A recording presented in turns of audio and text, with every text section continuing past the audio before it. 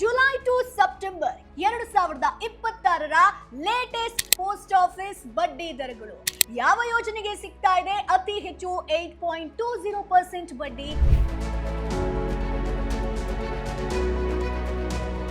ನಿಮ್ಮ ಹಣಕ್ಕೆ ಯಾವ ಯೋಜನೆ ಅತಿ ಹೆಚ್ಚು ಲಾಭವನ್ನ ಕೊಡುತ್ತೆ? ತಿಂಗಳಿಗೆ ಆದಾಯ ಬೇಕಾ? ಬೆಸ್ಟ್ ಪೋಸ್ಟ್ ಆಫೀಸ್ ಸ್ಕೀಮ್ ಯಾವುದು? 1 ಲಕ್ಷ ಹೂಡಿಕೆ ಮಾಡಿದ್ರೆ ತಿಂಗಳಿಗೆ ಎಷ್ಟು ಆದಾಯ ಸಿಗುತ್ತೆ? ಹಿರಿಯ ನಾಗರಿಕರಿಗೆ ಅತ್ಯುತ್ತಮ ಹೂಡಿಕೆ ಯಾವುದು? ತೆರಿಗೆ ಉಳಿತಾಯಕ್ಕೆ ಯಾವ ಯೋಜನೆಯನ್ನ ನಾವು ಆಯ್ಕೆ ಮಾಡ್ಕೊಳ್ಬೇಕಾಗತ್ತೆ?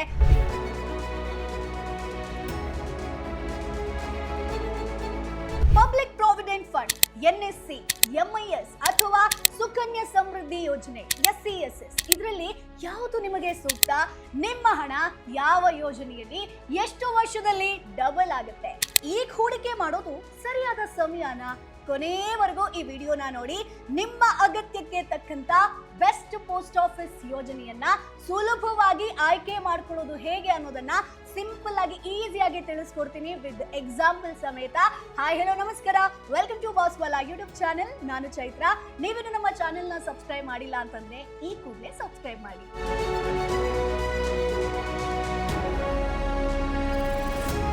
ಸ್ನೇಹಿತರೆ, ಜುಲೈ 2026ರಿಂದ ಸೆಪ್ಟೆಂಬರ್ 2026ರವರೆಗೆ ಅನ್ವಯವಾಗುವಂತ ಪೋಸ್ಟ್ ಆಫೀಸ್ ಸ್ಮಾಲ್ ಸೇವಿಂಗ್ಸ್ ಯೋಜನೆಗಳ ಹೊಸ ಬಡ್ಡಿ ದರಗಳನ್ನ ಭಾರತ ಸರ್ಕಾರ ಅಧಿಕೃತವಾಗಿ ಪ್ರಕಟಿಸಿರುವಂತದ್ದು. ಇದು ಸತತ 9ನೇ ತ್ರೈಮಾಸಿಕವಾಗಿದ್ದು ಈ ಒಂದು ಬಡ್ಡಿ ದರಗಳು ಜುಲೈ, ಆಗಸ್ಟ್, ಸೆಪ್ಟೆಂಬರ್ ತಿಂಗಳವರೆಗೆ ಅನ್ವಯ ಆಗುತ್ತೆ ಸ್ನೇಹಿತರೆ. ಅದಾದ್ಮೇಲೆ ಅಕ್ಟೋಬರ್ನಿಂದ ಡಿಸೆಂಬರ್ 2026ರ ತ್ರೈಮಾಸಿಕಕ್ಕೆ ಹೊಸ ಬಡ್ಡಿ ದರಗಳನ್ನ ಸರ್ಕಾರ ಪರಿಶೀಲಿಸಿ ಪ್ರಕಟ ಮಾಡುತ್ತೆ. ಹಾಗಾದ್ರೆ ಈಗ ಯಾವ ಯೋಜನೆಗೆ ಎಷ್ಟು ಬಡ್ಡಿ ಸಿಗ್ತಾ ಇದೆ, ಯಾವ್ದು ನಿಮಗೆ ಹೆಚ್ಚು ಲಾಭದಾಯಕ, ಎಲ್ಲವನ್ನ ಒಂದೊಂದಾಗಿ ನೋಡ್ತಾ ಹೋಗೋಣ ಸ್ನೇಹಿತರೆ. ಸೊ ಮೊದಲನೇದಾಗಿ ನಾವೀಗ ಪೋಸ್ಟ್ ಆಫೀಸ್ ಸೇವಿಂಗ್ಸ್ ಅಕೌಂಟ್ ಬಗ್ಗೆ ಮಾತನಾಡೋಣ. ಸೊ ಎಲ್ರಿಗೂ ಕೂಡ ಎಲ್ಲ ಅಕೌಂಟ್ ಇಟ್ಕೊಂಡಿರ್ತಾರೆ ಇದರಲ್ಲಿ. ಸೊ ಈ ಖಾತೆ ಸಾಮಾನ್ಯ ಬ್ಯಾಂಕ್ ಸೇವಿಂಗ್ಸ್ ಅಕೌಂಟ್ ನಂತೆ ಕೆಲಸ ಮಾಡುವಂತದ್ದು ಸ್ನೇಹಿತರೆ. ಪಾಸ್ಬುಕ್ ಸೌಲಭ್ಯ ಇರುತ್ತೆ, ATM ಸೌಲಭ್ಯ ಕೂಡ ಲಭ್ಯ ಇರುತ್ತೆ. ಬೇಕಾದಾಗ ಹಣ ಕೂಡ ಜಮಾ ಮಾಡಬಹುದು, ಬೇಕಾದಾಗ ಹಣವನ್ನ ವಾಪಸ್ ಕೂಡ ಪಡಿಬಹುದು. ಸೊ ಈ ಖಾತೆಗೆ ವರ್ಷಕ್ಕೆ ಈಗ ನಾವು ನೋಡೋದಾದ್ರೆ ಲೇಟೆಸ್ಟ್ ಇಂಟ್ರೆಸ್ಟ್ ರೇಟ್ ನೋಡೋದಾದ್ರೆ 4% ಬಡ್ಡಿ ದರವನ್ನ ನೀಡಲಾಗ್ತಾ ಇದೆ. ಸೊ ತಮ್ಮ ಹಣ ಯಾವಾಗ ಬೇಕಾದ್ರೂ ಕೈಗೆ ಸಿಗಬೇಕು ಅಂತ ಅನ್ಕೊಳ್ಳೋರ್ಗೆ, ಹಾಗೆ ಸರ್ಕಾರದ ಭದ್ರತೆ ಬೇಕು ಅನ್ಕೊಳ್ಳೋರ್ಗೆ ಇದು ಒಂದೊಳ್ಳೆ ಆಯ್ಕೆಯಾಗಿರುತ್ತೆ. ಸೊ ಈಗ ಸ್ನೇಹಿತರೆ, ಎರಡನೇ ವಿಚಾರಕ್ಕೆ ಬರೋದಾದ್ರೆ ಪೋಸ್ಟ್ ಆಫೀಸ್ ಟೈಮ್ ಡೆಪಾಸಿಟ್ ಅಂದ್ರೆ ಫಿಕ್ಸ್ಡ್ ಡೆಪಾಸಿಟ್ ಬಗ್ಗೆ ಮಾತನಾಡೋಣ. ಸೊ ಪೋಸ್ಟ್ ಆಫೀಸ್ ಅಲ್ಲಿ ನಿಮಗೆ ಗೊತ್ತು 4 ಅವಧಿಯ ಫಿಕ್ಸ್ಡ್ ಡೆಪಾಸಿಟ್ ಸೌಲಭ್ಯ ಇರುತ್ತೆ. ಸೊ ಇಲ್ಲಿ ನಿಮಗೆ ಫಸ್ಟ್ ಇಯರ್ ಬಂದು 1 ವರ್ಷದ ಡೆಪಾಸಿಟ್ಗೆ 6.90% ಇರುತ್ತೆ, 2 ವರ್ಷದ ಡೆಪಾಸಿಟ್ಗೆ 7% ಇದೆ. ಸೊ 3 ವರ್ಷದ ಡೆಪಾಸಿಟ್ಗೆ 7.10% ಇದೆ, 5 ವರ್ಷದ ಡೆಪಾಸಿಟ್ಗೆ 7.50% ಬಡ್ಡಿಯನ್ನ ನೀಡಲಾಗ್ತಾ ಇದೆ. ಸೊ ಇಲ್ಲಿ ಬಡ್ಡಿಯನ್ನ ತ್ರೈಮಾಸಿಕವಾಗಿ ಕಂಪೌಂಡ್ ಮಾಡಲಾಗುತ್ತೆ ಸ್ನೇಹಿತರೆ, ಆದ್ರೆ ಸಂಪೂರ್ಣ ಬಡ್ಡಿಯನ್ನ ಮೆಚುರಿಟಿ ಸಮಯದಲ್ಲಿ ನೀಡಲಾಗುತ್ತೆ. ಸೊ ಸರ್ಕಾರದ ಗ್ಯಾರಂಟಿಯೊಂದಿಗೆ ನಿಶ್ಚಿತ ಆದಾಯ ಬೇಕು ಅನ್ನೋರಿಗೆ ಇದೊಂದು ಉತ್ತಮ ಯೋಜನೆ ಆಗಿರುತ್ತೆ.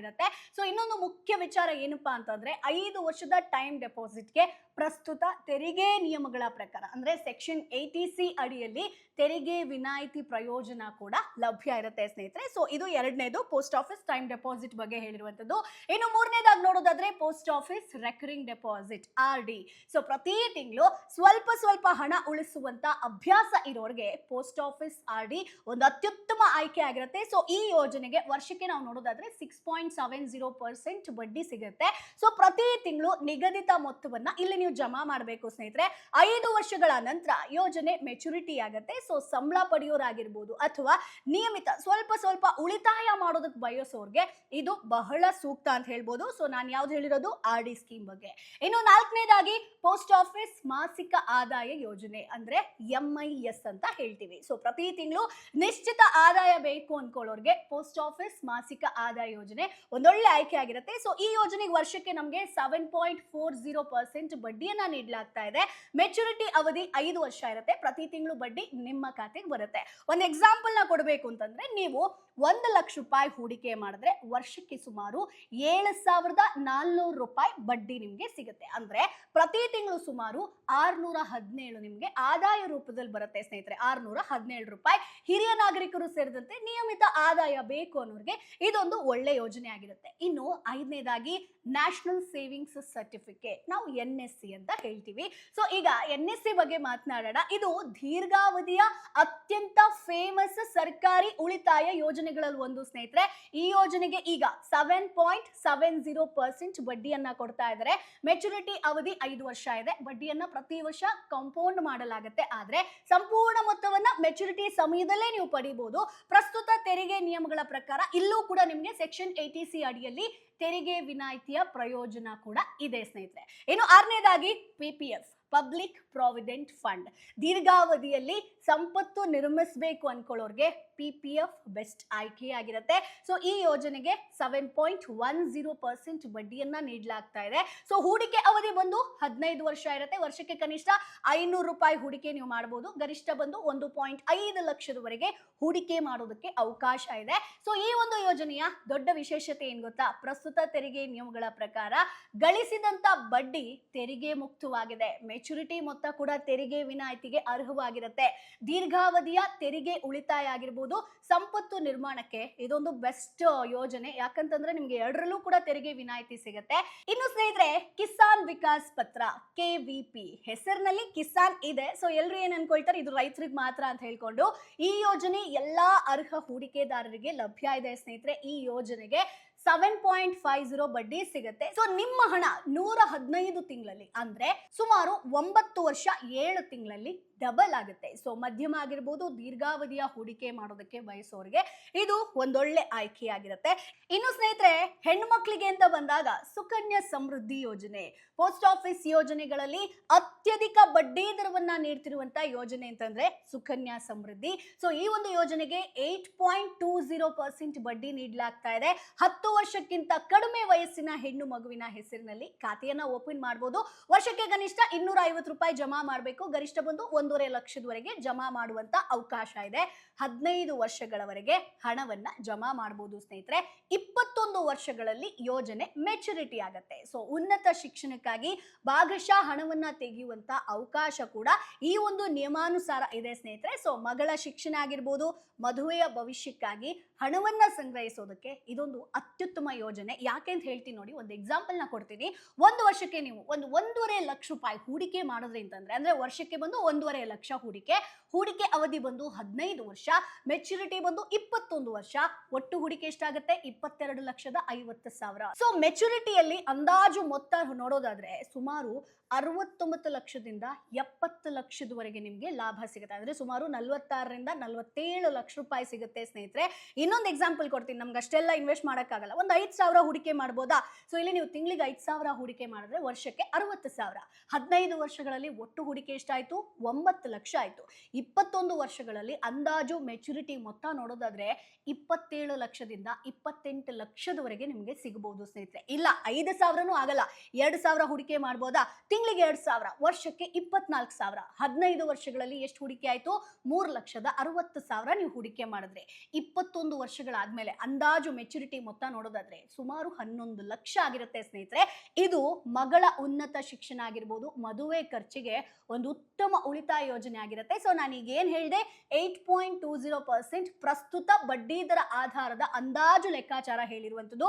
ಫ್ಯೂಚರ್ ಅಲ್ಲಿ ಸರ್ಕಾರ ಬಡ್ಡಿ ದರವನ್ನ ಬದಲಾಯಿಸಬಹುದು. ಸೊ ಮೆಚುರಿಟಿ ಮೊತ್ತ ಕೂಡ ಆಗ ಬದಲಾಗುತ್ತೆ. ನಾನು ಅಂದಾಜು ಕ್ಯಾಲ್ಕುಲೇಷನ್ ಹೇಳ್ತಿರುವಂತದ್ದು ಸ್ನೇಹಿತರೆ. ನೀವು 1.5 ಲಕ್ಷ ಮಾಡಿ, 5,000 ಮಾಡಿ, 2,000 ಮಾಡಿದ್ರು ಕೂಡ ಇದೊಂದು ಒಳ್ಳೆ ಯೋಜನೆ ಆಗಿರುತ್ತೆ. ಇನ್ನು 9ನೇದಾಗಿ ಹಿರಿಯ ನಾಗರಿಕರ ಉಳಿತಾಯ ಯೋಜನೆ, SCSS ಅಂತ ಹೇಳ್ತೀವಿ. ಹಿರಿಯ ನಾಗರಿಕರಿಗೆ ಅತ್ಯುತ್ತಮ ಸರ್ಕಾರಿ ಯೋಜನೆಗಳಲ್ಲಿ ಇದು ಕೂಡ ಒಂದು ಸ್ನೇಹಿತರೆ. ಈ ಯೋಜನೆಗೆ 8.20 ಬಡ್ಡಿಯನ್ನ ನೀಡಲಾಗ್ತಾ ಇದೆ. ಸೊ ಪ್ರತಿ 3 ತಿಂಗಳಿಗೊಮ್ಮೆ ಬಡ್ಡಿಯನ್ನ ನೀವು ಇಲ್ಲಿ ಪಡಿಬಹುದು. ಮೆಚುರಿಟಿ ಅವಧಿ ಬಂದು 5 ವರ್ಷ ಆಗಿರುತ್ತೆ. ಸೊ ನಿಯಮಾನುಸಾರ ನಂತರ ಅದನ್ನ ವಿಸ್ತರಿಸಲು ಕೂಡ ಬಹುದು ಸ್ನೇಹಿತರೆ. ಗರಿಷ್ಠ 30 ಲಕ್ಷದವರೆಗೆ ನೀವು ಹೂಡಿಕೆ ಮಾಡೋದಕ್ಕೆ ಇಲ್ಲಿ ಅವಕಾಶ ಇದೆ. ನಿವೃತ್ತಿ ನಂತರ ನಿಯಮಿತ ಆದಾಯ ಬೇಕು. ಸೊ ಅವರಿಗೆ, ಹಿರಿಯ ನಾಗರಿಕರಿಗೆ ಇದೊಂದು ಒಳ್ಳೆ ಆಯ್ಕೆ ಆಗಿರುತ್ತೆ. ಯಾಕಂತಂದ್ರೆ ಒಂದಷ್ಟು ವರ್ಷಗಳಾದ್ಮೇಲೆ ಮಕ್ಕಳು ನಮ್ಮನ್ನು ನೋಡ್ಕೊಳ್ತಾರ, ಏನು ಕೂಡ ಗೊತ್ತಿರಲ್ಲ. ಆದ್ರೆ ಈಗ ನೀವು ಮಾಡಿದಂತ ಸ್ವಲ್ಪ ಸೇವಿಂಗ್ಸ್ ನಾಳೆ ದಿನ ನಿಮಗೊಂದು ಸ್ವಲ್ಪ ಮನೆ ಖರ್ಚಿಗಾಗಿರ್ಬೋದು, ನಿಮ್ಮನ್ನ ನೀವು ನೋಡ್ಕೊಳ್ಳೋದಕ್ಕೆ ತುಂಬಾ ಬೆನಿಫಿಟ್ ಆಗುತ್ತೆ. ಸೊ ಈಗ ನಿಮಗೆ latest post office interest rate ನಾನು ಸ್ಕ್ರೀನ್ ಮೇಲೆ ಡಿಸ್ಪ್ಲೇ ಮಾಡ್ತೀನಿ ನೋಡಿ. 1 ಜುಲೈ 2026 ಇಂದ ಸೆಪ್ಟೆಂಬರ್ 30, 2026 ತನಕ ಇದಿರುತ್ತೆ. ಸೊ ಸೇವಿಂಗ್ಸ್ ಅಕೌಂಟ್ ಅಂತ ಬಂದಾಗ ನಿಮಗೆ ಇಂಟ್ರೆಸ್ಟ್ ರೇಟ್ ಬಂದು 4% ಇದೆ. ಪರ್ ಆನಮ್ ನಾನು ಹೇಳ್ತಿರುವಂತದ್ದು ವರ್ಷಕ್ಕೆ. ಹಾಗೆ ಸೊ ಇಲ್ಲಿ ನಿಮ್ಗೆ 1 ವರ್ಷದ ಟೈಮ್ ಡೆಪಾಸಿಟ್ ಬಂದು 6.90% ಇದೆ. ಹಾಗೆ 2 ವರ್ಷದ ಟೈಮ್ ಡೆಪಾಸಿಟ್ 7% ಇದೆ. 3 ವರ್ಷದ ಟೈಮ್ ಡೆಪಾಸಿಟ್ 7.10% ಇದೆ. ಜೊತೆಗೆ 5 ವರ್ಷದ ಟೈಮ್ ಡೆಪಾಸಿಟ್ ಬಂದು 7.50% ಇಂಟ್ರೆಸ್ಟ್ ರೇಟ್ ಇದೆ. ಹಾಗೆ 5 ಇಯರ್ ರೆಕರಿಂಗ್ ಡೆಪಾಸಿಟ್ ಬಂದು 6.70% ಇದೆ.